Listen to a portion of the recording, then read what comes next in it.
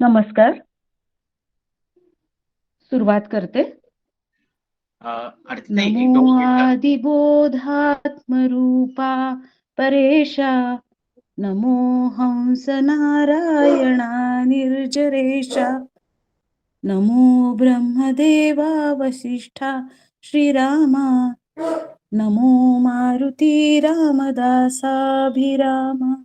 जय जय रघुवीर समर्थ. समर्थांना वंदन. आपल्या दोन्ही आचार्यांना माझं साष्टांग नमन आणि सगळ्या 6 देव श्रोत्यांना मनपूर्वक नमस्कार. दासबोध चिंतनिका अभ्यास वर्गात सगळ्यांचं स्वागत करते मी. आज आपल्या अभ्यासासाठीचे जे समास आहेत ते 8व्या दशकातला 7वा आणि 8वा समास, मोक्ष लक्षण आणि आत्मदर्शन. हे 6व्या समासात शिष्यांनी मोक्ष कधी मिळेल असा प्रश्न केला होता. आता मोक्ष ही संकल्पना समर्थ या समासातून समजावून सांगतात. ज्ञान, अज्ञान, बद्धमुक्त या परस्पर सापेक्ष अशा कल्पना आहेत. अविद्येमुळे आपण आत्मस्वरूप विसरलो आणि देहाच्या बंधनात स्वतःला बांधून घेतलं. मुक्त होता परी बळे झाला बद्ध, घेऊन या छंद माझे माझे, तुकोबाराय म्हणतात. हेच देहाचं बंधन घट्ट झाल्यानं सगळं विपरीत भासू लागलं. अजन्म असून जन्म मरणाच्या फेऱ्यात अडकावं लागलं. ज्ञानस्वरूप असून, आनंदरूप असूनही दुःख वाट्याला येतं. समर्थ या समासात या साऱ्याचा उहापोह करतात. आणि आता नरदेह प्राप्त केला आहे तर हीच संधी साधून घे आणि या बंधनातून मुक्ती मिळव अशी समजही देतात. परमार्थाची तातडी करावी म्हणून सांगतात. कारण आपल्याला इतर सगळ्याचीच खूप घाई असते, पण परमार्थासाठी मात्र निवांतपणाची वाट बघायची असते. गेल्या वेळेला आकाशाविषयी आपण बघितलं. त्याच आकाशाच्या दृष्टांतातून पिंड ब्रह्मांडाच्या रचनेचा खुलासाही समर्थ या समासात करतात. अर्थातच हे जाणायचं ते देहाहंकार जाण्यासाठी. देहाचं ममत्व एकदा गेलं की देहबुद्धीच्या संकल्पाची जागा आपोआपच आत्मबुद्धीच्या संकल्पांनी घेतली जाते. यासाठीचं विवेकबळ संत संगतीमध्ये श्री गुरु कृपेने प्राप्त होतं. यामध्ये मग अविद्या निवृत्त करण्याचं सामर्थ्य असतं आणि आत्मदर्शनाच्या दिशेने आणखी जवळ जाता येतं. या समासावरील विवेचन सादर करणारी जोडी मायलेकांची जोडी आहे. यातला पहिला जो समास आहे मोक्ष लक्षणचा, याचं चिंतन सादर करणार आहेत सौ वैशालीताई कोतकर. वैशालीताई या गृहिणी आहेत. समर्थ आणि श्रीधर स्वामींना वाहून घेतलेलं आणि अनिल महाराज जोशी यांचं अनुग्रहित असलेलं असं कोतकर कुटुंब. 2018 मध्ये शिवथरघळीतल्या प्रापंचिक शिबिरात त्यांनी सहभाग नोंदवला होता. खाद्यपदार्थ आणि टपरवेअरचा त्यांचा छोटासा व्यवसाय त्या करतात. मी वैशालीताईंना विनंती करते की त्यांनी त्यांच्या चिंतनाला सुरुवात करावी. वैशालीताई.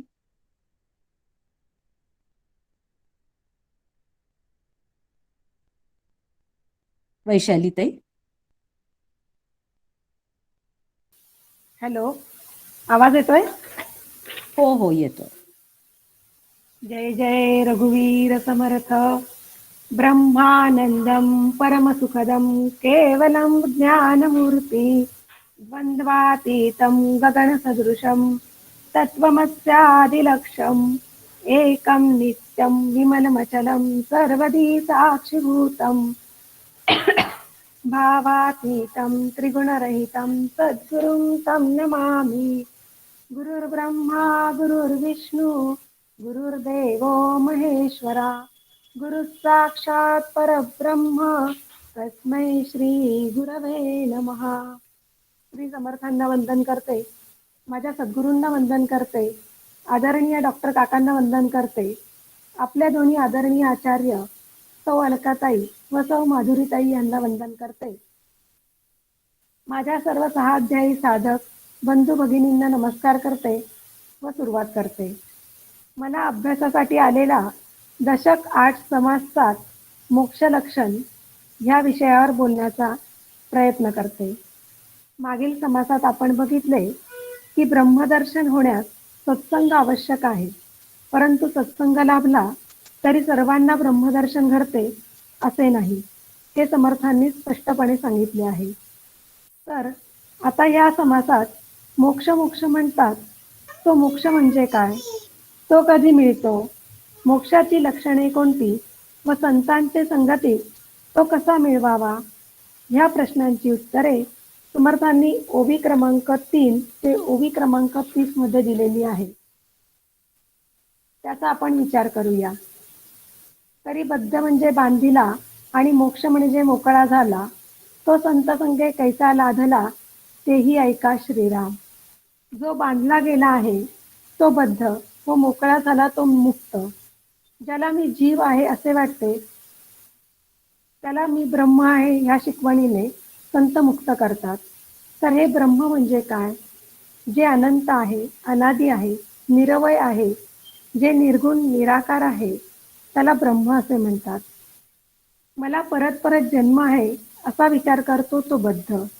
तसेच मला मी केलेल्या कर्माचे फळ भोगायचे आहे. पापकर्माचे फळ म्हणून दुःख व पुण्यकर्माचे फळ म्हणून सुख, या विचारानेच जीव बांधलेला असतो व ह्या विचारातच न कळत तो पुढील जन्माचे बी पेरतो. माणसाने आपण जीव आहोत आणि ईश्वर होण्याची आपली पात्रता नाही असे गृहीत धरले आहे. आपले सगळे आयुष्य असेच पापपुण्याचा हिशेब चुकता करण्यात जाणार अशी त्याने समजूत करून घेतली आहे. मन संकल्प करीत राहते व संकल्प नवनवीन शरीरे निर्माण करून मनाला जन्मोजन्मी फिरवीत राहते. संकल्प याचा अर्थच मी आहे तो पुरेसा नाही, मला आणखी काहीतरी हवे आहे, माझ्यामध्ये जे कमी आहे ते खरंच मिळविण्यासारखं आहे, प्रयत्नांच्या सहाय्याने मी ते मिळवीन, मला ते मिळाले म्हणजे मी त्याचा उपभोग घेईन आणि त्यामुळे मी सुखी होईन असे सतत वाटत असते. यातूनच नवनवीन इच्छांची निर्मिती होत राहते. काही इच्छांच्या तृप्तीतून तात्पुरते सुख मिळते ते देखील, पण त्यामुळे इंद्रियांच्या द्वारे वस्तूचा अथवा व्यक्तीचा उपभोग घेऊन सुखी होण्याची प्रवृत्ती वाढते. जे विषय प्रत्यक्ष प्राप्त होत नाही त्यामुळे मन दुःखी होते, पण या दुःखातून मनुष्य काहीच शिकत नाही. सामान्य जीवाला ज्ञान नसल्यामुळे तो अनेक कल्पना करतो, जसे ह्या जन्मी आपण काही दान केले तर त्याच्या पुण्याईने आपल्याला पुढील जन्मात सुख मिळेल, गतजन्मी आपण काही केले नाही त्यामुळे हा जन्म सुखाचा नाही असे त्याला वाटत असते. मग थोडेफार दान करून त्याचे पुढील जन्मात कोटीपटीने फळ मिळेल अशा भ्रामक कल्पनेत तो राहतो. अशा रीतीने परत परत जन्म घेण्यात माणसाची वासना गुंतून राहते. त्यामुळे थोड्या दानाचे फळ मोठे असे वाटते तो बद्धच असतो. नरदेहामध्येच असा संकल्प सोडणे व मुक्त होणे शक्य आहे. कर्माची गती अत्यंत गहन आहे, त्यामुळे पुढचा जन्म नक्की नरदेहच असेल असे सांगता येत नाही. अंतसमयी मानसिकता कशी असेल व आपल्या वासना आपल्याला कुठे फरफटत ओढत नेतील हे सांगता येत नाही. खरे तर पुष्कळ जन्म घेतल्यावर नरदेहाची प्राप्ती होते. पापपुण्य समान झाले तरच नरदेह मिळतो असे भगवान व्यासांनी भागवतात सांगितले आहे. मानवी जन्मातच आत्मज्ञान करून घेता येते, कारण मानवाला बुद्धी दिलेली असते व विवेकाने वागून विचार करण्याची क्षमता मानवी जन्मातच असते. म्हणून मानवी जीवनात आत्मज्ञान करून घेतले नाही तर जीवाला सद्गती मिळत नाही. त्यासाठी जीवनात सद्गुरूंची आवश्यकता असते. समर्थ सांगतात, असो जयासी मोक्ष व्हावा, तेने सद्गुरु करावा, सद्गुरुविण मोक्ष पावावा, हे कल्पांतीन घडे श्रीराम. ज्यांना सद्गुरूंची प्राप्ती झाली ते हा भवसागर तरून जातात व त्यांचे नाव नक्कीच किनाऱ्याला लागते. गुरुपाशी देव आहे हे म्हणतात ते अगदी खरे आहे. त्यामुळेच गुरूंनी सांगितल्याप्रमाणे आचरण केले तर सुखाची प्राप्ती नक्कीच आहे. ओवी क्रमांक 19 मध्ये समर्थ सांगतात, गर्भवास नरदेही घडे, ऐसे हे सर्वथा न घडे, अकस्मता भोगणे पडे पुन्हा नीच योनी श्रीराम. या जन्मात आत्मज्ञान न होता मृत्यू आला तर पुढील जन्म खालच्या योनीतही मिळू शकतो. माकड, कुत्रा, डुक्कर इत्यादी अशी कितीतरी नावे समर्थांनी आपल्याला सांगितलेली आहेत. पुढील जन्म मनुष्य शरीरच मिळेल असा भरवसा अज्ञानी जीवाला वाटतो. असा जीव स्वतःचा वैरी असतो. आत्मज्ञान करून मोक्ष प्राप्त करून घेण्याचा मार्ग फक्त संतच सांगू शकतात. आपले शरीर हे पंचमहाभूतांचे बनलेले आहे. पृथ्वी, आप, तेज, वायू, आकाश ही पंचमहाभूते आहेत. हे विश्व देखील पंचमहाभूतांचेच बनलेले आहे. असा हा स्थूल देह पांचभौतिक असून त्याचे अधिष्ठान आत्मा आहे. प्रत्येक जीवाने तो आत्मा म्हणजे मी असा अनुभव घ्यावा. शेवटी देहाचा नाश झाला तरी आत्मा मरत नाही. जे आपल्या आत आहे तेच बाहेर आहे. भगवान श्रीकृष्णांनी गीतेमध्ये सांगितले आहे, नैनं छिंदन्ति शस्त्राणि नैनं दहति पावकः. आत्मा अमर आहे. त्याला कोणतेही शस्त्र भेदू शकत नाही, मारू शकत नाही, जाळू शकत नाही, पुरू शकत नाही. आत्म्याला परमात्म्याशी संधान साधायचे असते. मात्र आपण एवढी पापे करून ठेवतो की आपल्याला नाईलाजाने पुन्हा पुन्हा वेगवेगळा देह धारण करून क्लेशदायी प्रवास करावा लागतो. याच जन्मात मनाने संसारापासून बाजूला सरावे. समर्थांनी शुकाचे समर्पक उदाहरण दिले आहे. शुकाचार्य मुक्त होते हे वेदवचन आहे. ते मुक्त होते म्हणजे काय? एखादा लाकडाचा उल्का पडलेला असावा, तसे शुक निर्जीव होऊन पडले होते का? ते जर असे पडले असते तर त्यांना भागवत सांगताच आले नसते. त्यांना आत्मानात्म विवेक सांगताच आला नसता. मग शुकमुक्त झाले म्हणजे काय झाले? तर शुकांना ब्रह्माचे ज्ञान झाले, आत्मज्ञान झाले, अज्ञान मावळले, भ्रम दूर झाला, ते ब्रह्मस्वरूपच झाले. अर्थात अज्ञानापासून मुक्ती म्हणजेच मोक्ष होय. तर या मोक्षाची सुरुवात आपण कशापासून करावी? नावडते ठिकाण, नावडती व्यक्ती, नावडते विषय, नावडते काम अशा नावडत्या गोष्टीतून स्वतःची सुटका झाली की तो क्षण आपल्याला मोक्षप्राप्तीचा आनंद देणारा ठरतो. मात्र या पलीकडे अध्यात्म मार्गात जो मोक्ष आहे तो देखील सुटका करणाराच आहे. फक्त ती सुटका विषयांमधून, संसारातूनच नाही तर जन्ममृत्यूच्या फेऱ्यातून असते. ज्याला आत्मज्ञान होत नाही त्याला 84 लक्ष योनीतून जावे लागते. यासाठी एका साधूंची एक छोटीशी गोष्ट सांगते. एका साधूकडे प्रपंचाला त्रासलेला एक माणूस गेला. त्याने त्या साधूला सांगितले, या प्रपंचाने मला नुसते बांधून टाकले आहे. तुम्ही यातून सुटण्याचा मार्ग सांगा. कसंही करून मला यातून सोडवा. त्यावेळी साधू म्हणाला, तू उद्या दुपारी 4 वाजता ये, मग उपाय सांगतो. तो माणूस दुपारी साधूकडे गेला. साधूने दोन्ही हातांनी एका खांबाला धरले होते. त्यांनी खुणेनेच त्या माणसाला बसायला सांगितले. तो माणूस बसला खरा, पण 10-15 मिनिटे झाली तर साधू काहीच बोलेना. तेव्हा त्या माणसाने विचारले, आपण उपाय सांगताना? तेव्हा तो साधू म्हणाला, या खांबाने मला धरून ठेवले आहे. त्याने मला सोडताच मी तुमच्याशी बोलीन. त्या माणसाने काय ओळखायचे ते ओळखले. माणसाने स्वतःला बांधून घेतले आहे. मी जर मनावर घेतले तर कोणत्याही क्षणी मी या सर्व पाशातून मुक्त होऊ शकेन. यातून सुटण्यासाठी आपण काही गोष्टींचे पालन नक्कीच करू शकतो. हिंसा न करणे, चोरी न करणे, व्यभिचार न करणे, खोटे न बोलणे, मादक पदार्थांचे सेवन न करणे, हे छोटे छोटे नियम आहेत. हे नियम वाचत असताना नकळत आपल्या मनात या नियमांशी आपले आचरण जुळते का हा विचार डोकावला असेल. कदाचित जाणते अजाणतेपणी आपल्या हातून अनेक चुका घडल्याही असतील, परंतु वेळ गेलेली नाही. या क्षणापासून वरील नियम आचरणात आणायचे असा ध्यास घेतला तरी मृत्यूच्या आधीच मोक्षप्राप्तीचा अर्थात वाईट गोष्टीत न गुंतल्याचा मनस्वी आनंद मिळू शकेल. आपल्या आचरणाची यादी स्वच्छ असेल तर मृत्यू पश्चात आत्मा देखील मुक्त होईल आणि त्याला मोक्ष मिळेल. मोक्ष मिळेल न मिळेल याचा विचार न करता आपल्याला आपले वर्तन नेहमीच शुद्ध ठेवले पाहिजे. आपण रोज झोपतो आणि झोपून उठतो. हाही आपला पुनर्जन्मच आहे. कालच्या दिवसात आपल्या हातून काही पाप घडले असेल तर त्याचे ओझे आजच्या दिवशी आपल्या डोक्यावर राहील. त्याचे निवारण करण्यात आजचा दिवस वाया जाईल. म्हणून उद्याचा विचार न करता आपले वर्तमान शुद्ध ठेवा. कोणत्याही क्षणी आपल्याला इहलोकाची यात्रा संपवावी लागली तरी आपल्या नावावर कोणतेही गैरवर्तन नसेल. त्यामुळे आपसुकच मोक्षाचा मार्ग खुला होईल. एवढे बोलून इथेच थांबते. काही चुकले असल्यास क्षमस्व. जय जय रघुवीर समर्थ.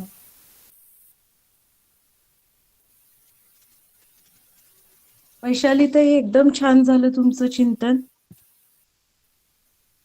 तुम्ही सुरुवातीलाच जे सगळ्या संकल्पना स्पष्ट करत करत गेलात, बद्ध, मुक्त, ब्रह्म वगैरेच्या संकल्प, म्हणजे तुम्ही जे सांगितलं मी आहे ते पुरेसं नाही आणि आणखी काहीतरी हवंसं वाटतच राहतं आणि त्यामुळेच नवीन नवीन इच्छांमधून वासना आणि मग ती सगळी काय ते विशेष सायकल असल्यासारखं ते सगळं आपण त्यातच फिरत राहतो.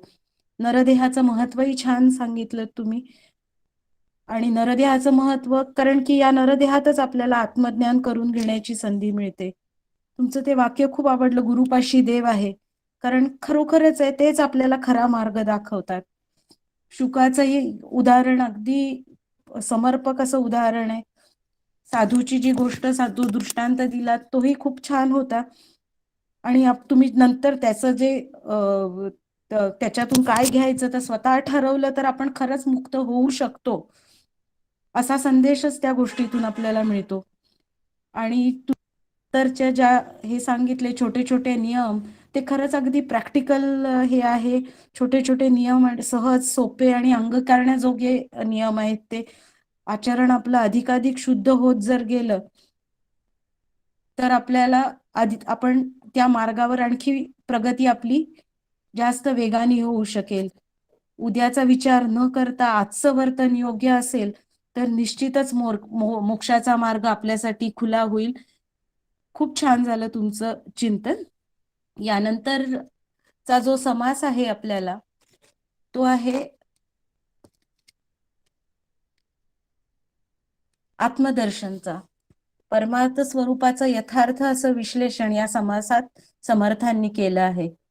आत्मा निराकार तत्वरूप आहे. तो निर्वयव, निर्विशेष आहे. असंग आणि अलिप्त, अविनाशी आणि अद्वितीय असा आपला अंतरात्मा, जो मी, तो निरुपाधिक सत्ता म्हणजे केवळ अस्तित्व आहे. तो सर्वात्मा असून सर्वांगाने परिपूर्ण आहे.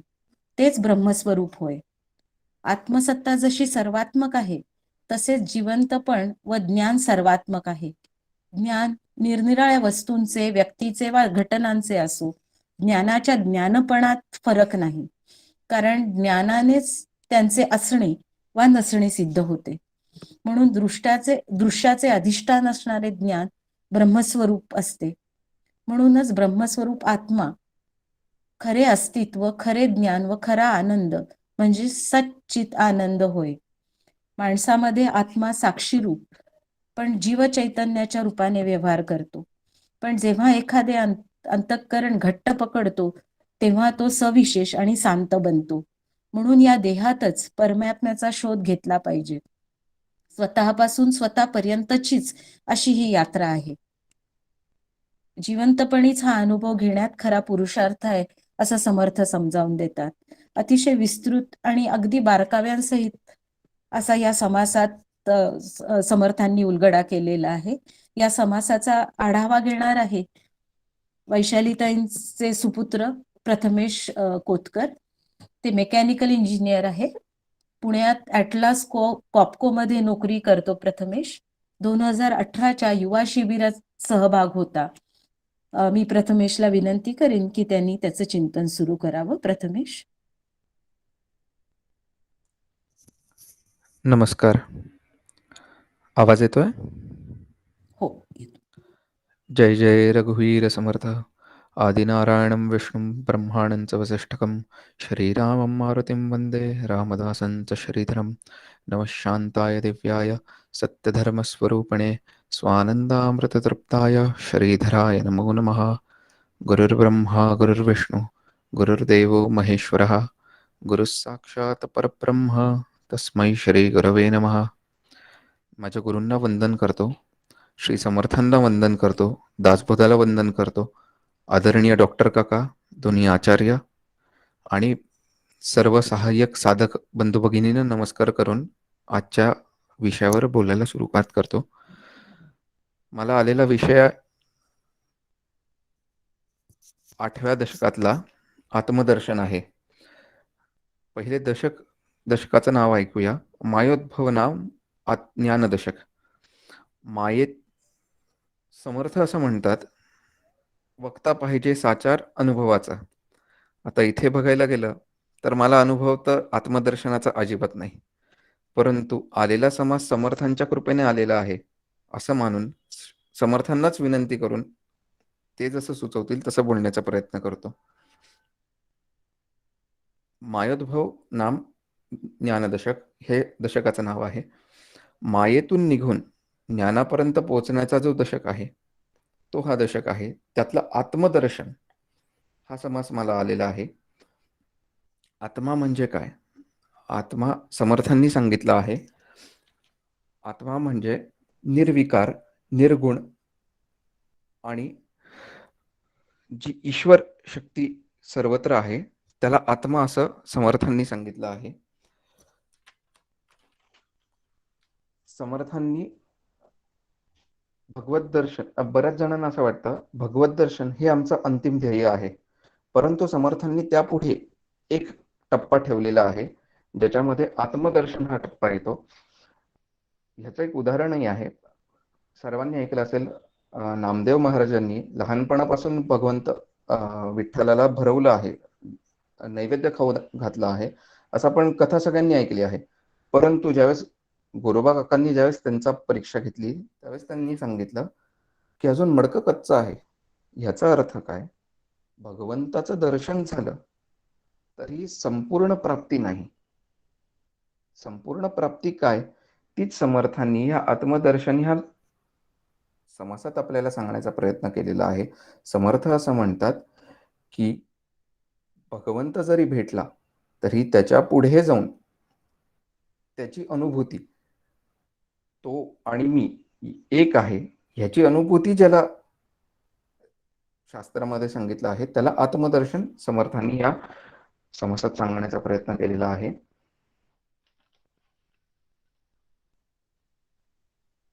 भगवंताची भक्ती 9 प्रकारे करता येते.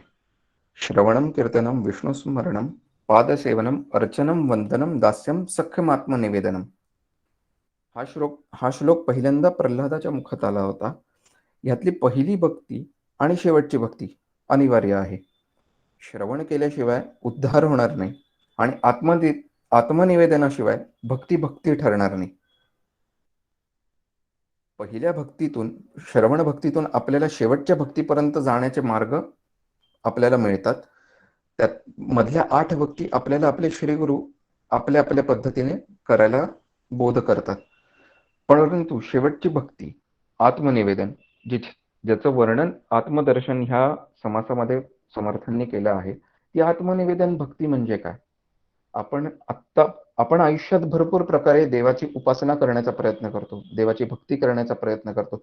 काही जण नाम घेतात, काही जण कीर्तन करतात, काही जण श्रवण करतात, काही जण देवपूजा करतात, रोज सकाळी उठून देवपूजा करतात, काही जण भगवंताची सेवा, लोकांमध्ये भगवंतांना बघून लोकांची सेवा करतात आणि काही जण भगवंताचे पूर्णतः सेवा करतात. अशा वेगवेगळ्या प्रकारे लोक देवाची सेवा भगवंताची सेवा करतात. परंतु शेवटच्या भक्तीमध्ये भगवंताला हे सांगावं लागतं, आत्तापर्यंत आम्ही काय केलं. ज्याला आपण एखाद्या स्पीच मध्ये जर का निवेदन केलं, काही विवेचन केलं, तर आपण त्याला जसं म्हणतो यांनी आता निवेदन केलं, तसं आत्तापर्यंत मी भगवंताकरता जी भक्ती केली आहे त्याचं शेवटी भगवंताच्या चरणी ती वाहणं, संपूर्णपणे शरणागती होऊन ती भगवंताच्या चरणी वाहणं, ह्याला समर्थांनी ह्याला आपण आत्मनिवेदन भक्ती असं म्हटलेलं आहे. भगवंताला आपण जे काही करतो ते संपूर्णतः अर्पण करताना त्यात आत्मनिवेदन भक्तीमध्ये समर्थांनी एक मीठ ठेवलेली आहे. संपूर्ण भक्ती जी आपण अर्पण करतो त्याबरोबर अजून एक अर्पण करावं लागतं, ते म्हणजे सर्वस्व. जे काही केलं आहे ते फक्त आणि फक्त भगवंत तुझ्याकरता केलं आहे, त्या भावाने भगवंताला अर्पण करणं सर्व काही. आणि त्याबरोबर अजून एक, सर्व बरोबर स्व जोडला आहे. स्वतःचा मीपणा, स्वतःचा अहमपणा भगवंताच्या पायाशी विलीन करणं, याला आत्मनिवेदन असं म्हटलं आहे. मग ह्याच्या पुढे काय? ह्याच्या पुढे समर्थांनी आपल्याला सांगितलं आहे, आत्मनिवेदन केल्यानंतरून भगवंत आपले श्री गुरूंचे आपल्याला जोड लागते. श्री गुरूंच्या आशीर्वादाची आपल्याला जोड लागते, जिथे भगवंताची भेट घडवून देण्याकरता आपल्याला श्री गुरूंची मदत घ्यावी लागेल, असं समर्थांनी आपल्याला सांगितलं आहे. श्री गुरु कार्य काय करतात? जीव आणि शिव ह्या दोघांची भेट घडवून द्यायचं कार्य श्री गुरु करतात. परंतु श्री गुरु हे कार्य कधी करतील? ज्यावेळेस आपण आपल्या श्री गुरूंच्या कडे संपूर्णपणे शरणागती जाऊन त्यांची सेवा करू, आपला देह चंदनासारखा झिजवून श्री गुरूंच्या सेवेत आपण ज्यावेळेस स्वतःला समर्पित करू, त्यावेळेस श्री गुरु संपूर्ण कृपा करायला तयार होतील. संपूर्ण कृपा म्हणजे काय? समर्थांनी सांगितलं आहे, संपूर्ण कृपा म्हणजे श्री गुरु ज्यावेळेस आपल्याला आत्मानुभव देतील, ज्यावेळेस ते सांगतील ते ब्रह्म म्हणजेच तू आहेस, तो आणि तू एक आहे, ह्याची अनुभूती बुद्धीला पटवून त्याचा अनुभव करून द्यायचं कार्य ज्यावेळेस श्री गुरु करतील, त्याला संपूर्ण कृपा असं समर्थांनी आत्मदर्शन ह्या समासात सांगण्याचा प्रयत्न केलेला आहे. परंतु श्री गुरु हे कार्य कधी करतील? ज्यावेळेस आपण मायेच्या जाळातून निघून ज्ञानापर्यंत जाण्याचा जो मार्ग आहे, जी साधना आहे, जी सद्गुरू प्रत्येक व्यक्तीला वेगवेगळ्या पद्धतीने सांगतात, ती साधना ज्यावेळेस प्रत्येक व्यक्ती संपूर्ण करतो आणि आपले स्वतःचे तिन्ही गुण सत्व रजत तम हे गुण सोडून, म्हणजे पहिले तम, मग रज आणि शेवटी सत्वगुण, जो इतके तम आणि रज सोडत असताना जो सत्वगुण धारण करतो, त्या सत्वगुणाचाही त्याग करून निर्गुण ह्या अवस्थेपर्यंत जातो, त्यावेळेस श्री गुरु आपल्यावर कृपा करायला तयार होतात. त्याकरता आपल्याला या मायेच्या जाळातून सुटणं तितकंच महत्वाचं आहे. ह्याचं एक ह्या शेवटच्या टप्प्यापर्यंत जाण्याचं एक म्हणजे कसं जाता येईल, म्हणजे इथे जायचं म्हणजे काय करायचं आहे, हे किती अवघड वाटतं तरी ते किती सोपं आहे हे सुद्धा समर्थांनी या दशकात सांगितलं आहे. जसं एखादं घागर पाण्यात जाते, घागरीच्या बाहेर पाणी असतं, घागरीच्या आतही पाणी असतं, तसं ब्रह्मतत्व बाहेरही आहे आणि आतही आहे. परंतु फक्त आपला हा देहभाव, आपला जो अहमभाव आहे, तो ह्या आड येतो. जसं त्या विहिरीच्या पाण्यात आणि घागरीच्या आतल्या पाण्यात फक्त घागर जशी आहे, तसा हा देह अहमभाव आपल्या ह्या दोघांच्या भेटीमध्ये आहे. परंतु हा नाहीसा होऊ शकतो फक्त श्री गुरूंच्या कृपेने. पुढे 48व्या ओवीमध्ये समर्थ असं म्हणतात, मृत्यूक्षणी आपण जी काही संकल्पना करतो तसाच देह आपल्याला परत पुढे मिळतो. आपल्याला जर का आत्मदर्शनापर्यंत जायचं असेल तर आपल्याला आपल्या सर्व वासना, सर्व लोभ नाहीसे करावे लागतील, नाही तर शेवटच्या क्षणी हे आपल्याला त्रास देतील आणि परत आपल्याला ह्या जन्म मृत्यूच्या फेऱ्यामध्ये अडकवण्याचा प्रयत्न करतील. याच्याकरता एक उदाहरण देतो. आपण सगळ्यांनी बाहुबली हा पिक्चर नसेल बघितला तरी माहिती असेल, 2 पिक्चर आले होते. पहिला पिक्चर संपला, दुसरा पिक्चर परत आणला. पहिल्या पिक्चरमध्ये स्टोरी जिथे संपली तिथून परत दुसऱ्या पिक्चरमध्ये सुरू झाली. पहिल्या पिक्चरची स्टोरी संपवण्याकरता दुसरा पिक्चर आला. तसंच ह्या जीवनामध्ये आपल्या शेवटच्या क्षणी आपल्याला ज्या काही वासना असतील, ज्या काही इच्छा आकांक्षा अपूर्ण राहिल्या असतील, त्या सगळ्या पूर्ण करण्याकरता आपल्याला परत जन्म घ्यावा लागतो, ज्याला शंकराचार्य म्हणतात पुनरपि जननम पुनरपि मरणम. परत जन्म घ्यावा लागतो फक्त आपल्या इच्छा आणि आकांक्षा पूर्ण करण्याकरता. तर समर्थ म्हणतात, ह्या इच्छा आणि आकांक्षा पूर्ण तर होऊ शकणार नाही. तर मग ह्याच्याकरता काय करता येईल? तर समर्थांनी सांगितलं समाधान. आपल्याला संपूर्ण गोष्टी ज्या काही आपल्या आयुष्यामध्ये आहेत त्याच्या बाबतीत समाधान बाळगून आपण आपल्या जर का जसं आधी सांगितलं तसं जर का आपण आपल्या श्रीगुरूंना शरण गेलो तर आपण ह्या संसार नावाच्या माया नावाच्या या भवसागरातून आपण तरून ज्ञानाच्या मार्गावर जाऊन आत्मदर्शनापर्यंत पोहोचू शकतो. आत्मदर्शन म्हणजे काय? माऊलींनी वेगळ्या पद्धतीने सांगितलंय. माऊलींनी त्यांच्या हरिपाठ या हरिपाठामध्ये पहिल्याच याच्यात सांगितलं आहे, देवाची ये द्वारी उभा क्षणभरी तेणे मुक्तिचारी साधी गेल्या. ह्या चार आता देवाची ये द्वारी, हे द्वार म्हणजे कुठलं? आयुष्यरूपी द्वार, ह्याला देवाची ये द्वार म्हटलं आहे. उभा क्षणभरी, क्षण म्हणजे कुठला क्षण? याच्यामध्ये क्षण म्हणजे कुठला? तर आयुष्य आपलं जे आहे त्याला माऊलींनी क्षण असं म्हटलंय. तेणे मुक्तिचारी साधी गेल्या. आता ह्या चार मुक्ती कुठल्या? तर सलोकता, सलोकता, समीपता, स्वरूपता आणि सायुज्यता.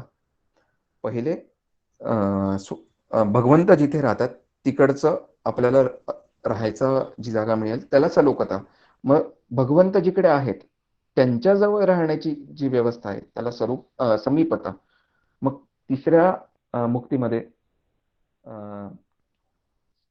स्वरूपता, भगवंत आणि मी एकसारखे, इथपर्यंत स्वरूपता. आणि शेवटची भगवंत आणि मी एक, त्याला सायुज्यता मुक्ती म्हटलं आहे. तीच मुक्ती आणि आत्मदर्शन एक. जसं भगवंत आणि मी एक, मी आणि ते परब्रह्म एक, ह्यालाच समर्थांनी आत्मदर्शन असे म्हटले आहे. हे मिळवण्याकरता आपल्याला आपल्या श्रीगुरूंकडे जावं लागतं आणि तिथे समर्पण भावनेने शरण व्हावं लागतं. हा समर्थांनी याच्यातून बोध दिलेला आहे. इथेच मी थांबतो.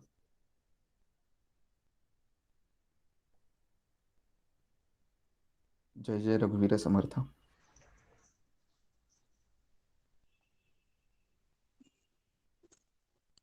प्रथमेश, छान होता प्रयत्न, कारण खूपच मोठा समास आहे हा. अगदी सगळं विस्तृत प्रत्येक याचा आढावा घेणं खरोखरच खूप कठीण आहे. पण खूप छान एकंदरीत सगळा उहापोह केला. हरिपाठाचा संदर्भ घेतला, नामदेवांचा हे घेतला, वेगवेगळ्या संतांच्या उदाहरणांवरनं सुद्धा हे सगळं हळूहळू उलगडत गेलं उदाहरणांवरून. शेवटची भक्ती जी आहे, जे केलंय ते भगवंताला अर्पण करणं, आणि त्यात सगळ्यात महत्वाचं काय अर्पण करायचंय तर स्वतःचा अहम अर्पण करायचा आहे. ही खरी मेख आहे. हे अगदी छान सांगितलं. श्री गुरूंच्या पायाशी पूर्ण शरणागती पत्करल्यानंतरच श्री गुरु जीव आणि शिवाची भेट घडवून आणण्याची युक्ती सांगतात. त्यासाठी तीही अगदी व्यवस्थित वर्णन करून सांगितलं. सगळं घागरीचा दृष्टांतही खूप छान होता. अहंकार कसा आड येतो हे समजण्यासाठी. सिनेमाच्या सिक्वेलचं उदाहरण तर खूप मार्मिक उदाहरण होतं. आजचं उदाहरण आहे ते, त्यामुळे पटकन समजायला जातं की मागच्या याच्यात कुठेतरी काहीतरी कमी, म्हणजे उत्सुकता ठेवून ते पुढचं बघण्यासाठी आपल्याला तयार करतात मानसिकता आपली. तसं आपण काहीतरी वासना मागच्या जन्मात राहिलेल्या पूर्ण करण्यासाठी पुन्हा पुन्हा जन्म घ्यायला लागतो आणि कसं अडकतो तो. एकंदरीत छान चिंतन झालं. यानंतर या दोन्ही समासांवर आपलं आणि अधिक सखोल मार्गदर्शन आपल्याला आपल्या आचार्य करतील. मी आधी माधुरीताईंना विनंती करते की त्यांनी आपल्या चिंतनाला सुरुवात करावी. माधुरीताई.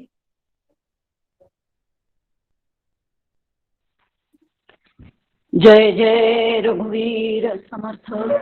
मला वाटते अंतरी त्वावसावे, तुझ्या दासबोधास हित्वा बोध व्हावे. अपत्या परी पाववी प्रेम ग्रासा, महाराज या सद्गुरु रामदासा. जय जय रघुवीर समर्थ. खरोखर आजचे समास वाचल्यानंतर तर ही प्रार्थना करावीशीच वाटते की बाबा समर्था, तूच माझ्या काय मुखातून वदवून घे, मला काही कळत नाहीये, हे मी काय सांगावं आता. एवढे मोठे मोठे समास आहेत आणि त्यामुळे या मोठ्या मोठ्या समासांमध्ये नेमकेपणाने काय आता सांगावं, हा मोठा प्रश्न जो काही आहे तर तो आपल्यासमोर उभा राहतो. आणि त्यामुळे त्यांचीच प्रार्थना करून त्यांनाच म्हणूया की तुम्हीच आमच्याकडनं काय वदवून घ्या. अर्थात त्या ठिकाणी हे जे काही दोन समास आहेत, अतिशय मोठे मोठे समास आणि खूप सूक्ष्म विचार जो काही आहे तो सूक्ष्म विचार याच्यामध्ये सांगितलेला आहे. आणि वैशालीताईंनी मोक्षलक्षण समास अतिशय सोप्या भाषेमध्ये मांडण्याचा खूप छान प्रयत्न केलेला आहे. कारण मोक्ष म्हणजे काय आणि त्या मोक्षाच्या स्थितीला जाणं म्हणजे काय, मोक्ष याचा अर्थ काय होतो आणि तो कशा पद्धतीने मिळवता येतो वगैरे, तो सगळा विचार जो काही आहे तर तो विचार, कारण प्रत्येकालाच मोक्ष याचा अर्थ बंधनातून सुटणे. बद्ध म्हणजे बांधलेला आणि मोक्ष किंवा मुक्त म्हणजे काय, मोकळा झालेला. तर तुम्हा आम्हाला सातत्याने काय आवडतं तर स्वातंत्र्य आवडतं, पारतंत्र्य आवडत नाही. आणि म्हणून आम्हाला आनंदाची ओढ जी काही आहे, पूर्णतेची ओढ जी काही आहे, कारण सगळ्यांना सातत्याने काय हवं असतं तर पूर्णता हवी असते. एक छोटासा प्रसंग सांगते. आमच्याकडे आम्ही सगळी मंडळी म्हणजे दीर जावा वगैरे सगळेजण दिवाळीला जमलेलो होतो. आणि त्या दिवाळीला जमलेल्या असताना त्या ठिकाणी माझे दोन छोटे पुतणे जे काही आहेत तर ते पण त्या ठिकाणी होते. आणि मग सगळ्यांची पानं घेतली गेली, मोठ्या माणसांची, सगळ्यांची, दीर वगैरे या सगळ्यांची, सासरे यांची पानं घेतली गेली. आणि पानं घेतल्यावरती ही मुलं पण बाजूला बसली होती तर त्यांची पण पानं घेतली होती. आणि सगळ्यांच्या पानात मला लाडू वाढण्याचं काम मला दिलं होतं. सासूबाई म्हणाले की जा लाडू वाढून ये. आता मी प्रत्येकाच्या पानात लाडू वाढला आणि सासूबाईंच्या सांगण्याप्रमाणे मी ह्या दोन छोटी मुलं इथे टाकून देतात. अगदी एक 4-6 वर्षाचा होता, एक 3 वर्षाचा होता. तर हे पोरं टाकून देतील म्हणून सासूबाईंनी सांगितलं होतं की त्यांच्या पानात अर्धा अर्धा लाडू वाढ. आता अर्धा अर्धा लाडू वाढ म्हटल्यावर मी तसा अर्धा अर्धा लाडू त्यांना वाढला. तर लगेच छोट्याने माझ्या पुतण्याने काय तर रडायला सुरुवात केली. आणि अरे बाबा काय झालं, पानावर बसल्यावर का तू रडतो आहेस. तर तो म्हणाला की नाही नाही, मला पूर्ण लाडू पाहिजे, मला पूर्ण लाडू पाहिजे. आणि मग तो तसं म्हणाला. आणि म्हणून मग मी म्हटलं आता मी काय करू, आता सगळे मोठी माणसं बसलेली आहेत आणि त्याच्यात हा रडणार, हे काही बरं दिसणार नाही. मी आत गेले आणि मोठा लाडू वाढायचा म्हणून. तर सासूबाई मला म्हणाल्या अगं तो लहान लाडू अर्धा केलेला आहे ना, तोच त्याच्या पानातला काढून आण, तो पूर्ण वळ, गोल वळ आणि मग तोच त्याला वाढ. मग मी त्यांनी सांगितल्याप्रमाणे केल्यावरती तो खुदकन हसला आणि मला पण पूर्ण लाडू मिळाला. ह्याचा त्याला अतिशय आनंद झाला. आता हा म्हणजे प्रसंग मी एवढ्यासाठी सांगितला की मोक्ष मोक्ष म्हणजे पूर्णत्वाला जाणे. पूर्णत्वाला जाणे म्हणजे काय तर वास्तविक पाहता मी अपूर्ण नसताना, मी पूर्ण असताना मी स्वतःला काय समजते आहे तर अपूर्ण समजते. सगळ्या बाबतीमध्ये मी अपूर्ण समजते. आणि सगळ्या बाबतीमध्ये मी अपूर्ण समजल्यामुळे मला सातत्याने सुखदुःखाच्या हेलकाव्यामध्ये काय करावं लागतं आहे तर हेलकावे खावे लागत आहेत. पण जर का आणि हे सगळं अज्ञानामुळे होत आहे. आणि हे जर का अज्ञान नाहीसं करावं लागेल करण्यासाठी त्या ठिकाणी मग ज्ञानाची कास धरावी लागेल. आणि ज्ञानाची कास धरण्यासाठीच त्या ठिकाणी की मग मोक्ष म्हणजे काय हे सगळं जे काही शास्त्र आहे हे सगळं समजवून घ्यावं लागेल. कारण ओम पूर्णमद पूर्णमिदं पूर्णात् पूर्णमुदच्यते पूर्णस्य पूर्णमादाय पूर्णमेवावशिष्यते असं आम्हाला शास्त्र सांगतं. आणि असं ते सांगत असल्यामुळे की जोपर्यंत आम्ही पूर्णतेच्या प्रवासाकडे हळूहळू जाता जाता जाता जाता आणि तो वास्तविक पाहता तो परमात्मा जो पूर्ण आहे तो परमात्माच माझ्यामध्ये आत्मरूपाने आहे आणि आत्मा आणि ब्रह्म एकच आहे हे जाणून घेणं जे काही आहे आणि त्याची अनुभूती घेणं जे काही आहे ते अनुभूती घेणं यालाच खऱ्या अर्थाने मोक्ष असं म्हणतात. आणि म्हणून ती अत्यंत आनंदाची अवस्था आहे. निरतिशय निर्विषय असलेला तो आनंद किंवा समाधान, निर्विषय असलेलं समाधान, शांती, तृप्ती हे अगदी परमार्थाचे परवलीचे शब्द आहेत. आणि हे परवलीचे शब्द सातत्याने तुम्हा आम्हाला कितीही काही असलं तरी काय असतं, कुठेतरी कमीपणा, कुठेतरी कमतरता, न्यूनता ही आहे असं वाटत असतं. आणि जोपर्यंत अशा पद्धतीने हे मोक्षाचं लक्षण समजून घेऊन मग स्वतःचा विचार जर का केला तर खूप सूक्ष्म पद्धतीने समर्थांनी याच्यामध्ये सांगितलं आहे. पूर्ण कोष्टकच इथे मध्ये दिले आहे की या सगळ्यापासून म्हणजे 4 देह सांगितले, 4 अवस्था सांगितल्या, 4 अभिमान सांगितले, 4 त्यांचे त्या अभिमानाची स्थानं सांगितली, 4 भोग सांगितले आणि 4 गुण सांगून 4 शक्ती सांगितल्या.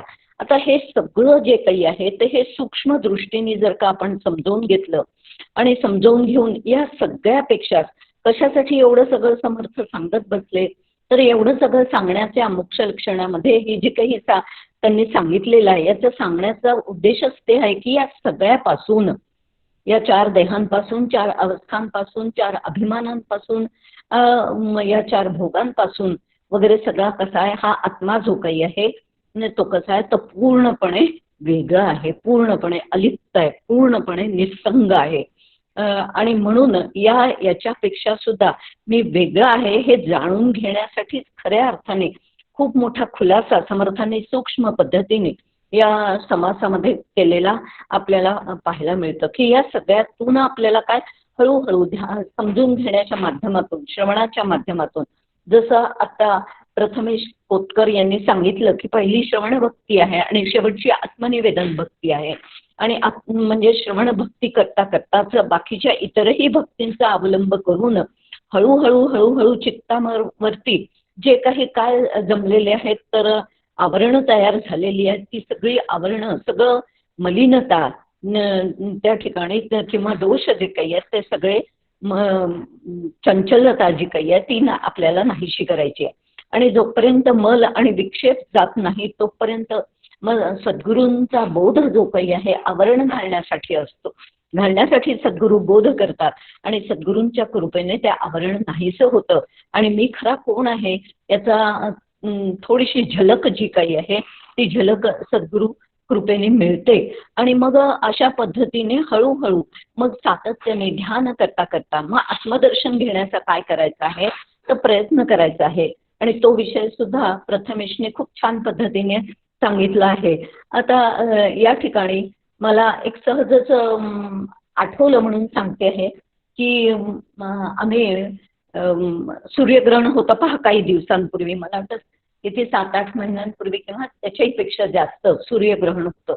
आणि त्या सूर्यग्रहणामध्ये आमच्या वरती जी गच्ची आहे त्या गच्चीमध्ये जे भाडेकरू आहेत त्या भाडेकरूंनी काय केलं होतं तर ते सूर्यग्रहण पाहण्यासाठी त्यांनी एक मोठी परात घेतली होती आणि त्या परातीमध्ये पाणी टाकलं होतं. आणि ते पाणी टाकून त्यांनी आम्हाला बोलवलं की तुम्ही पण वर या आणि बघा हे कसं छान दिसतं आहे. म्हणजे त्या ठिकाणी ते पाणी जे आहे तर त्या पाण्यामध्ये ते सूर्यग्रहणाचं त्या ठिकाणी काही भाग काळा दिसत होता आणि काही भाग जो आहे तो थोडासा असा प्रकाशमान दिसत होता. आता त्या ठिकाणी सूर्य वास्तविक वर होता.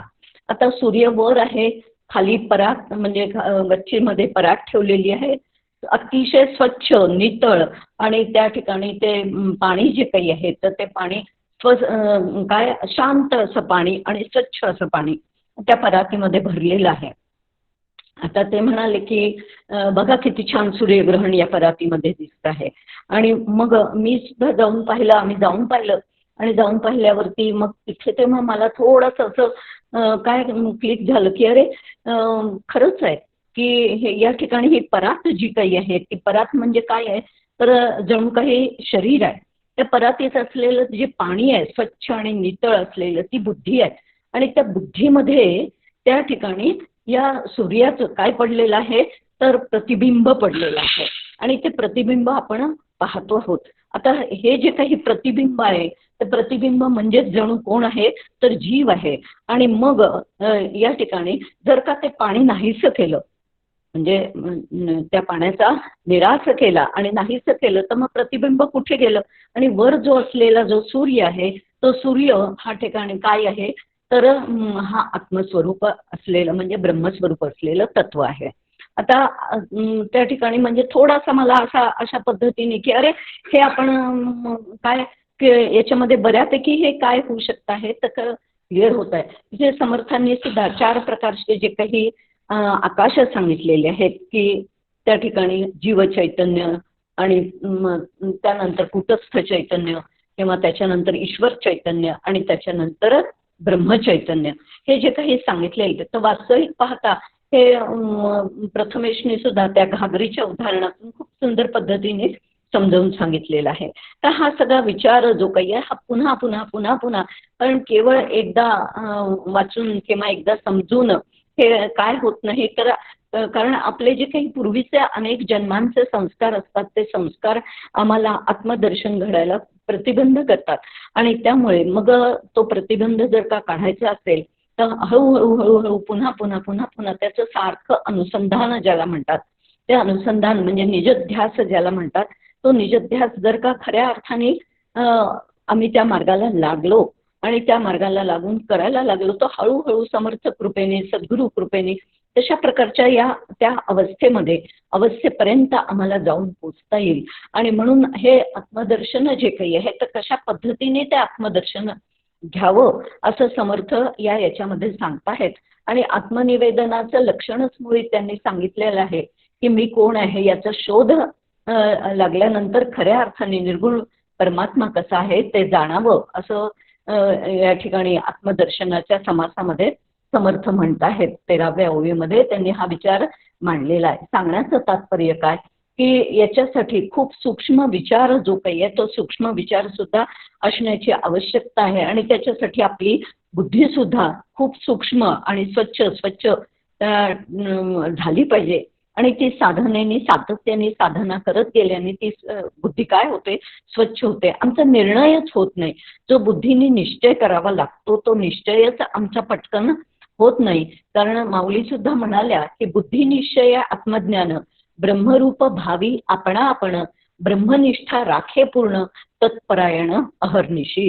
ही सातत्याने ब्रह्माच्या संदर्भातला विचार जो काही आहे तो आतमध्ये चालू असला पाहिजे. खूप मोठं साधन काका तर विचारावरती खूप मोठा भर देतात आणि त्या ठिकाणी ते सातत्याने म्हणतात की विचार करा आत्मविचार करा की. आणि तो सातत्याने जेव्हा विचार करू तेव्हा बुद्धीचा खऱ्या अर्थाने काय होईल तर निश्चय होईल की नाही मला काय करून घ्यायचं आहे तर आत्मज्ञान प्राप्त करूनच घ्यायचं आहे अशी जेव्हा तळमळ लागेल आणि त्या तळमळीतूनच मग सद्गुरू भेटतील, सद्गुरू मार्गदर्शन करतील. सातत्याने अनेक प्रकारचे खुलासे जे काही आहेत मग ग्रंथांच्या माध्यमातून किंवा प्रवचनांच्या माध्यमातून सातत्याने ते खुलासे जे काही आहेत की सूक्ष्म विचार तो आहे तो पटवून देतील. आणि म्हणून ब्रह्मरूप भावी आपण मी ब्रह्मरूप व्हावं अशी काय पाहिजे तर तळमळ लागलेली पाहिजे आणि आत्मज्ञान मला प्राप्तच झालं पाहिजे असा निश्चय असला पाहिजे. आणि त्याच्यासाठी माऊली त्या 3ऱ्या चरणामध्ये म्हणतात की ब्रह्मनिष्ठा राखे पूर्ण. आणि त्याच्यासाठी ब्रह्मनिष्ठा राखणं हे अत्यंत महत्वाचं आहे. आणि त्या दृष्टिकोनातून अहर्निशी तत्परायण असलं पाहिजे. हाही विचार माऊलींनी या एका ओवीमध्येच हा सूक्ष्म विचार जो काही आहे तो अशा पद्धतीने सांगितलेला आहे. आणि समर्थ सुद्धा आपल्याला तेच वारंवार सांगताहेत. आणि त्याच्यासाठी एक छोटासा अगदी दृष्टांत मंदाताईंनी सांगितलेला तो सांगते आणि थांबते की जसं आपण म्हटलं की काट्याने काटा काढायचा म्हणजे मी देह आहे या कल्पनेला, मी ब्रह्म आहे या कल्पनेने काय करायचं या संवादी कल्पनेने, मी देह आहे ही विसंवादी कल्पना आहे आणि त्या विसंवादी कल्पनेला मी ब्रह्म आहे या संवादी कल्पनेने आवरता येतं. आणि त्याच्यासाठी समर्थ काय किंवा सगळे संत काय तर तशा पद्धतीने विचार करायला सांगतात. आणि त्याच संदर्भामध्ये एक की कशा पद्धतीने आत्मदर्शन होण्यासाठी काय नेमकं आवश्यक आहे याचा विचार सांगताना त्या मंदाताईंनी हा दृष्टांत एक सांगितला होता की 2 प्रकारचे टाके असतात. एक घातलेले टाके असतात, ते टाके जे आहेत ते काढून टाकावे लागतात. पण एक टाके असे असतात की ते विरून जातात. आता इतर सर्व अहंकार जे आहे ते इथले सगळे अहंकार मी ब्रह्म आहे या साधनेने घालवावे लागतात.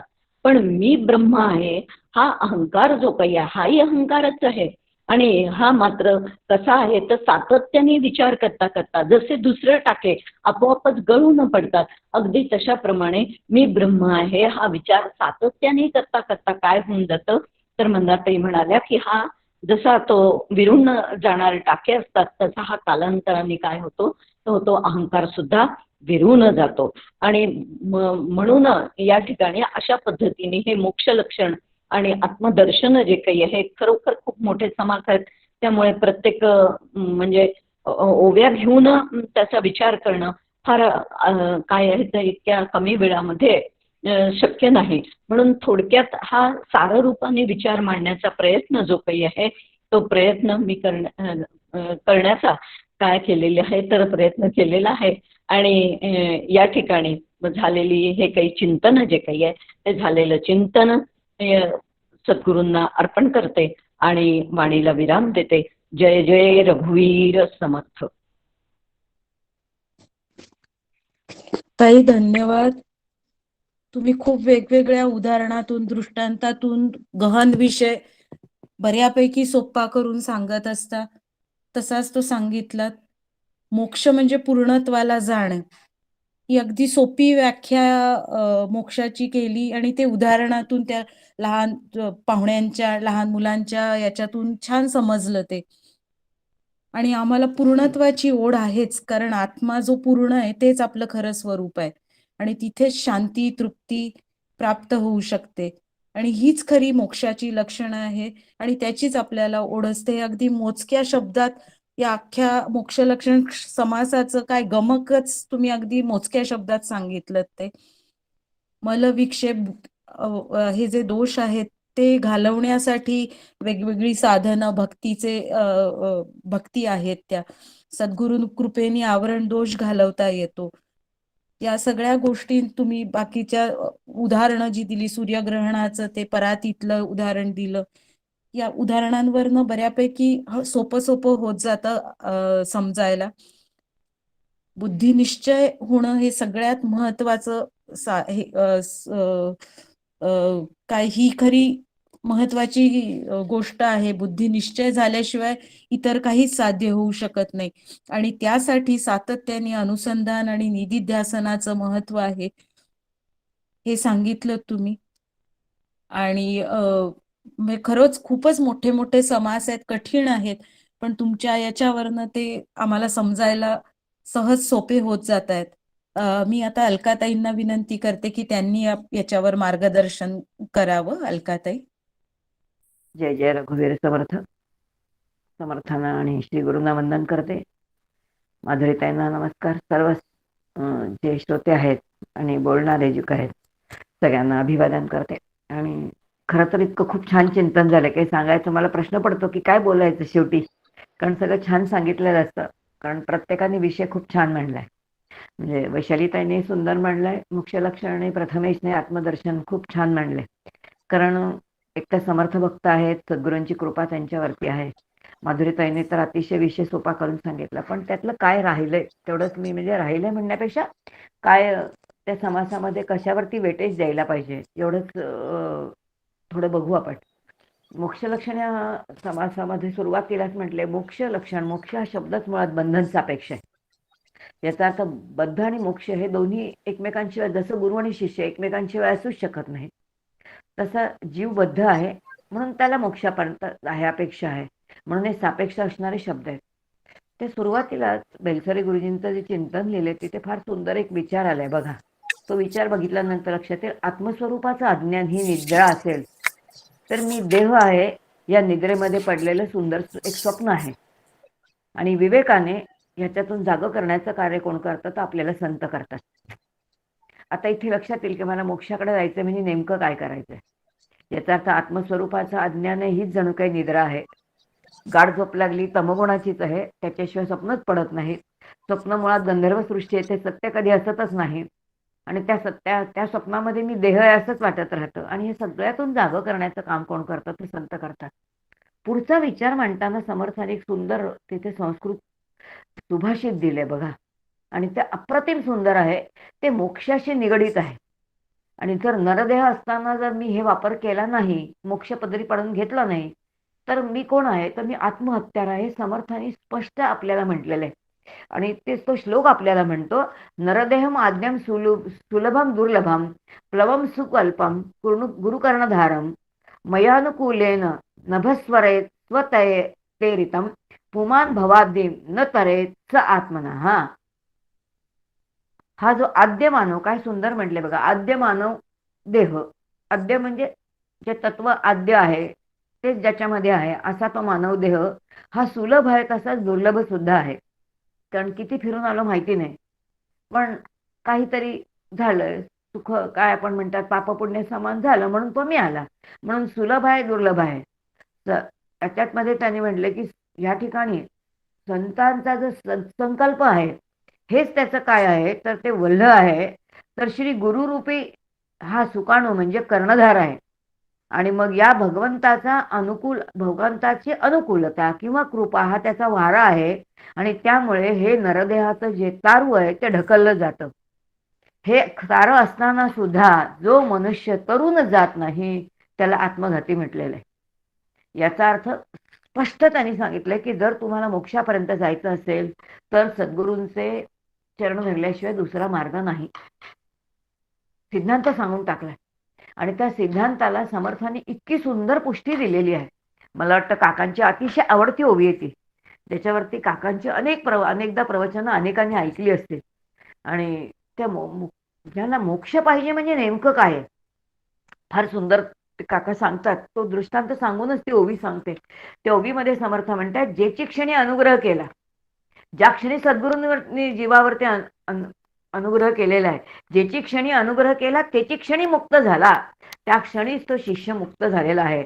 बंधनाही आत्म्याला बोलायची नाहीये. मग तो तात्काळ मुक्त होतो का? ज्या क्षणी अनुग्रह केला त्या क्षणी तो खरं मुक्तच झालेला आहे. पण ते मुक्त व्हायला काही काळ जावा लागतो. काका सुंदर दृष्टांत त्याला देतात. ते असं म्हणतात, एखादा मुलगा 12वी पास झालाय, त्याला 90% नाही 95% 98% मार्क मिळाले आणि तो मेडिकलला गेला. मेडिकलला गेल्यानंतर तो व्हाईट कलरचा कोट घालतो. तो व्हाईट कलरचा तो कोट घालून तो सगळीकडे अजून आता 13वीलाच आहे, अजून शिक्षण पूर्ण व्हायला 4-5 वर्ष आहेत त्याची, इंटर्नशिप व्हायची आहे, सगळं व्हायचं. पण तो कोट घातला, व्हाईट कलरचा ऍप्रन घातला की आपण म्हणतो वा डॉक्टर काय म्हणताय. याचा अर्थ आपण त्याला डॉक्टर म्हणून संबोधतो. अजून डॉक्टर व्हायला त्याला 5 वर्ष आहेत. अगदी तसंच जो शिष्य सद्गुरूंच्या चरणी गेला, जेची क्षणी अनुग्रह केला, ज्या क्षणी त्याने अनुग्रह केला तेव्हा पहिल्यांदा तो मोक्षाचा अधिकारी झाला आणि त्यांच्या बोधाने तो मुक्त होणार आहे. आणि मग बोधामध्ये कोणता आहे, मग तो कशाने बांधला गेलेला आहे, तर तो अविद्येने बांधला गेलेला आहे, तो वासनांनी बांधला गेलेला आहे, तो द्वैत बंधनांनी बांधला गेलेला आहे. मग त्यांनी सगळे आपले विकार काढायचे आहेत म्हणून स्वप्नामध्ये जो बांधला तो जागृतीने मोकळा केला आणि असा जो मोकळा झालेला आहे, मग आता तो ज्ञान विवेके प्राणियाला मोक्ष लाभे. याचा अर्थ ज्ञान आणि विवेक 2 गोष्टी पाहिजेत. म्हणजे बुद्धीचा वापर केला पाहिजे, शुद्ध ज्ञानाचं स्वरूप समजून घेतलं पाहिजे, त्याच्याशिवाय मोक्ष नाही. म्हणून इथे पहिल्यांदा स्पष्ट सांगितलं की जोपर्यंत तुम्ही सद्गुरूंच्या चरणी जात नाही तोपर्यंत मोक्षाचे दरवाजे बंद आहेत. सिद्धांतच सांगून टाकल्यावर का समर्थाने ओवीमध्ये सांगितलं, ज्याच्या क्षणी अनुग्रह केला बस त्या क्षणी मुक्त व्हाल. पण काही काळ वाट बघावी लागेल. तो किती काळ आहे तो त्या अधिकारावरती तो अवलंबून आहे. किती वेळ लागेल, काही एखादा असेल, परवा जसं माधुरीताईंनी सांगितलं की कानावचनाला भेटील लगेचच आहे, पण एखाद्याला नाही काही वेळ लागेल. जो काय असेल त्याच्या प्रारब्धानुसार त्याच्या जीवनाच्या कर्माचे प्रतिबिंब, प्रारब्धाचे प्रतिबिंब जे काय असतील त्यावर. पण हे जे मोक्ष आहे म्हणजे कल्पनेने सुटणं, आपण जशी पूर्णत्वाची ओढ आहे, मी पूर्णच आहे हे वाटणं, हेच काय तर मोक्षाचं स्वरूप आहे. आणि ते प्रत्येकाला मिळावं आणि त्याच्यासाठी साधा सोपा उपाय सांगितला की ज्ञानांच्या चरणी जा. जनी जाणता पाय त्याचे धरावे, जगी जाणता पाय त्याचे धरावे. बस जाणत्याचे पाय धरा म्हणजे मार्ग सुलभ होतो. जसा एक इंजिन पॉवरफुल असेल तर त्याला 4-5 डबे 10 डबे लावले तरी ती गाडी खेचून नेली जाते.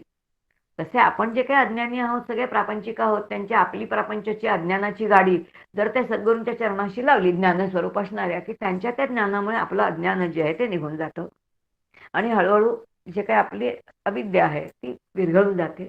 आणि जिथे अविद्या निघून जाईल, वासनांचा क्षय होईल, द्वैत निघून जाईल, तिथे ते तत्व आहेत. त्याच्यासाठी वेगळं काही करायचंच नाही. म्हणून मोक्ष ही जी संकल्पना आहे मुळात ती बंधन सापेक्षच आहे.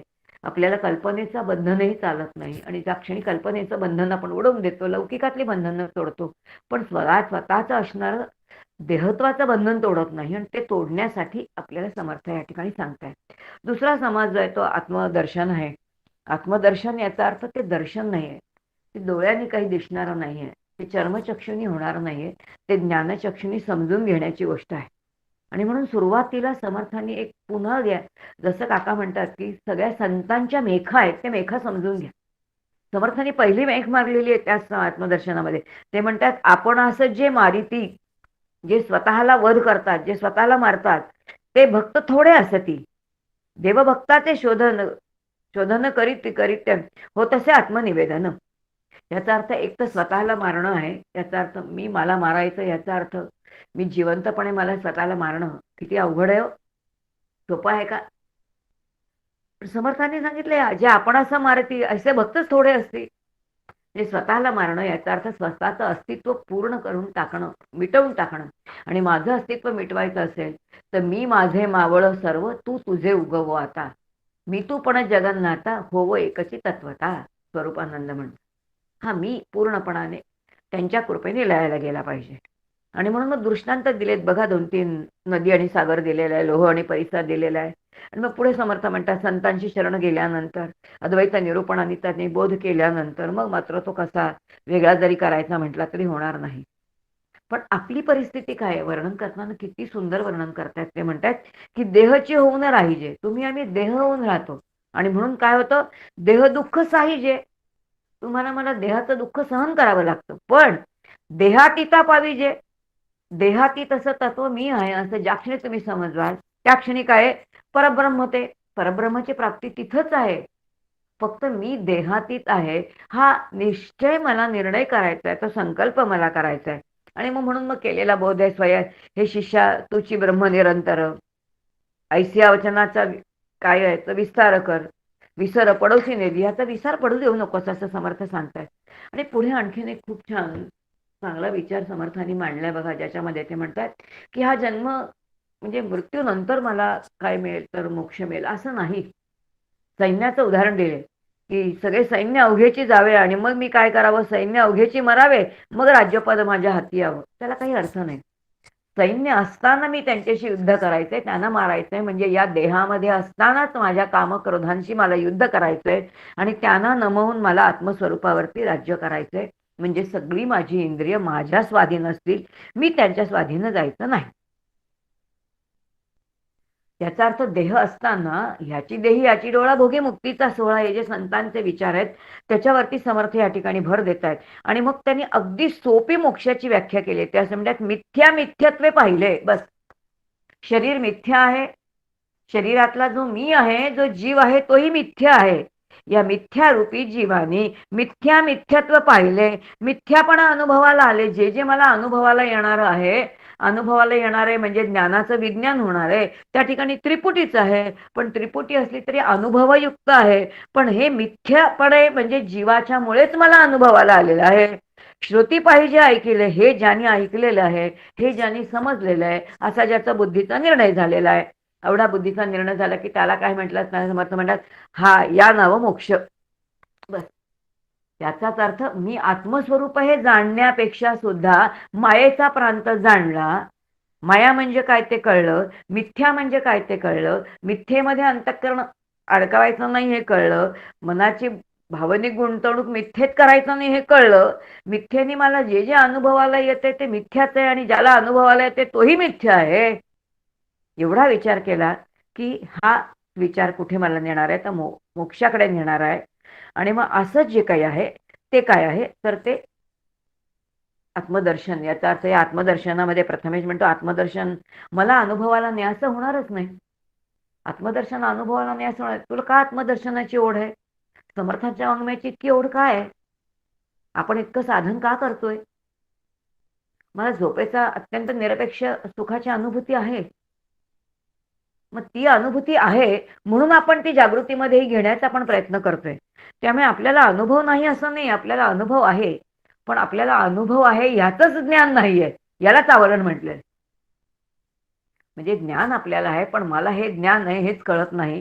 म्हणजे ज्ञानावरतीच आपल्या काय पडलेले आवरण पडलेलं आहे. आणि म्हणून भागवतामध्ये म्हटलंय भक्तीची 2 मुलं जी आहेत ज्ञान आणि वैराग्य हे झोपलेले आहेत, त्यांनाच आपल्याला जागृत करायचे. म्हणजे ज्ञान आहेच पण आपल्याला जागृत करणं आहे. म्हणून ते आहे आपल्याकडे, पण ते जाणून आपल्याला समजून घेणं एवढंच आहे. आणि आणखीन एक सुंदर विचार सांगितला की काय करायचंय, ते नरदेह मिळालेला आहे आणि नरदेहाच्या साह्याने संत आपल्याला नाम घ्यायला सांगतात आणि मग पुढचे जन्म कोणते कोणते आहेत वगैरे ते सगळे जो विषय निघाला त्या ठिकाणी डॉक्टर काकाई खूप सुंदर विचार देतात. म्हणतात पण तो विचार फार स्पेसिफिक देतात. तो साधनेचा विचार आहे म्हणून मी सांगते. त्यांनी असं म्हटलं नरदेह मिळालेला आहे याचा अर्थ आपल्याला क्रियमाण कर्माचं स्वातंत्र्य मिळालेलं आहे. या क्रियमाण कर्माच्या साह्याने प्रत्येक कर्म जर नामसाधनेने केलं गेलं तर परिणामी काय होईल की अंती म्हणजे ज्या क्षणी आपलं शेवटचं असेल अंते सामती सा गती किंवा अंते सा वृत्ती सा आकृती या सिद्धांतानुसार अंती जर नामाची वासना असेल तर पुढचा देह नाम घेणारं मुख म्हणजे मानव देह निश्चित आहे. एवढं तरी क्रियामाण कर्म स्वातंत्र्य परमात्म्याने विधात्याने तुम्हाला आम्हाला दिलेलं आहे. त्या क्रियामाणाचा वापर करून नामसाधनेच्या साह्याने पुढचा निदान पतित न होता नरदेह मला निश्चित मिळणार आहे एवढी दिलासा जर आपल्याला संतांनी दिला असेल तर मला वाटतं मोक्ष आत्मदर्शन दूर नाही. अत्यंत सकारात्मक विचार करून त्याचा अनुभव मला आहे. फक्त तो दृढ आणि अपरोक्ष नाही. आणि मग पुढचा जर मला संपूर्ण फेरा थापवायचा असेल तर क्रियामणाचा वापर करून मला हे पुढच्या अधोगती थांबवता येतात.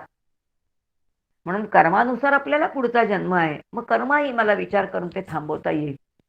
हा सगळा विचार या ठिकाणी दिलेला आहे. म्हणतात ते एक क्षण सांगतात बायकांना कधी वाटलं मी रिकामं बसून खावं का, मीच काय म्हणे हलकं रांधावं, घरातले सगळे बसून खातात आणि मी कधीतरी आयतं मला खायला मिळालं पाहिजे असं जर एखाद्या बाईला वाटलं तर म्हणे तिने पुढच्या जन्माची तयारी करून ठेवली. पुढचा जन्म तिला नक्की पालीचा मिळणार आहे. याचा अर्थ एक कामाची आळस, एक कामाचा प्रमाद मला पुढचा जन्म पालीसारख्या नीच योनीमध्ये घेऊन जातो. कारण एक संकल्प मला बसून खायचं आहे. नरदेह बसण्यासाठी नाही, पशुदेह आडवी आहे आणि म्हणून म्हणतात ते नेहमी म्हणतात मी आडवा होतो याचा अर्थ मी पशुत्वाला जातो.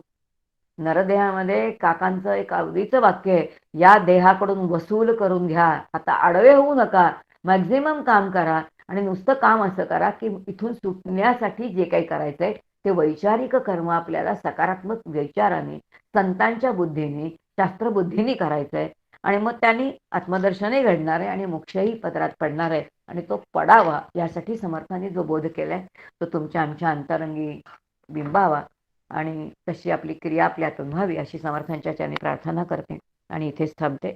जय जय रघुवीर समर्थ. सर्व समर्थांच्या चरणी श्री गुरूंच्या चरणी समर्पित करते. हरि ओम तत्सत. अलकाताई खूप धन्यवाद.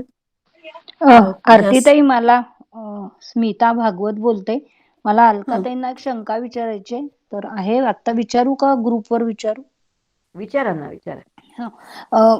आता जे आहे ना समर्थांनी सांगितलं सैन्याचं उदाहरण, तर मग गीतेमध्ये अर्जुनाने तसंच म्हणलं ना की मला हे समोर कोणीच नसताना मला राज्य मिळालं तर आम्हाला काय करायचंय त्याचं. हो तसंच आहे ना, प्रश्नच नाही. राज्य जर करायचं असेल तर माणूस प्रजा तर पाहिजेच ना. कोणावरती राज्य करणार? राज्य करण्यासाठी प्रजा पाहिजे ना. हो पण मग अर्जुन तसं का? अर्जुन मोहातच आहे. त्याला बोध आलाय म्हणून तर गीता सांगितली ना. त्याला मोह, तो मोहातच आहे. शेवटी म्हणतोय ना नष्ट मोहा करिष्ये वचनम तव. मोहातच आहे. बर ठीक आहे.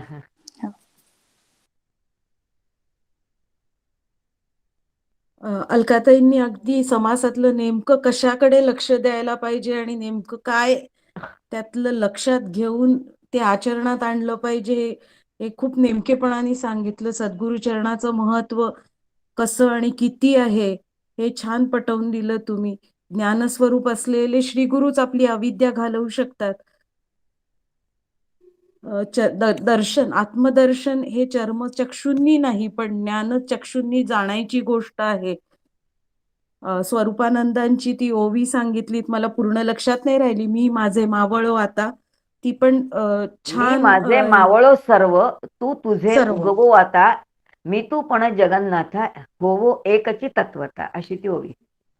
अच्छा ताई ग्रुपवर टाकाल प्लीज ती. नक्की नक्की नक्की नक्की नक्की नक्की टाकेन. अ, मोक्षाचा आणखी सोपा अर्थ माझा इंद्रियांवर जय मिळवून त्यावर नियंत्रण मिळवणे हा देखील खरा मोक्ष आहे. आणि क्रियामानाचं स्वातंत्र्य आहे आपल्याला. त्याचा योग्य विवेकपूर्ण आणि सकारात्मक वापर आपण जर केला तर आपल्याला निश्चितच आपल्याला हे साध्य होऊ शकेल. असलेलं पण जे झोपलेलं आपलं ज्ञान आहे त्याला लवकर जाग येवो अशी समर्थांकडे प्रार्थना करूया. आजचा श्लोक कोण घेतंय? मी घेऊ का? घेताय? मृणाल. घे ना हा घे. हा.